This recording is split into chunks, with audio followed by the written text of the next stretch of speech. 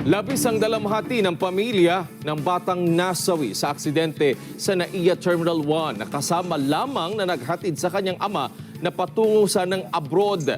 Makibalita tayo live mula kay Mean Corvera dyan sa Lipa, Batangas. Mean.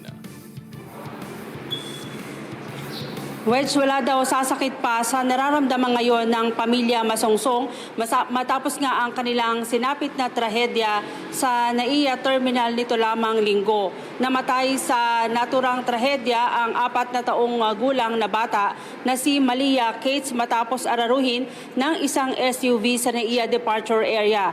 Ayon kay Madonna, ang tiyahin ng biktima mula sa ICU na ilipat na sa recovery room kaninang umaga ang ina ng biktima na si Cynthia. Nasa ospital ang tatay ngayon ng biktima na si Mark at naipaalam na rin sa kanyang asawa ang sinapit ng kanilang anak. Bukod kina Malia at Cynthia, nasa ospital pa rin at nagpapagamot ang lola ng biktima at kanyang mga pinsan na nadamay din sa naturang insidente. Sabi ni Madonna, masakit para sa kanya at sa kanilang pamilya na hindi na nakita ang kanilang pamangkin at nadamay pa ang ibang miyembro ng pamilya. Sa ngayon, emosyonal pa rin ang tatay ng biktima na si Mark at madalas itong umiiyak at sumisigaw. Narito ang bahagi ng kanyang pahayag. Ma'am, kumusta yung kapatid noon si Mark? Hindi ko pa masabing okay kasi kanilang umaga lang. Akala ko okay kasi nakatulog siya like 2 to 3 hours.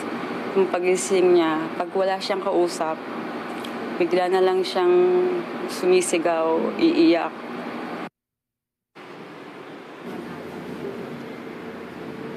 Sa ngayon, tuloy ang pagdating, Wedge, ng mga nakikiramay dito sa pamilya.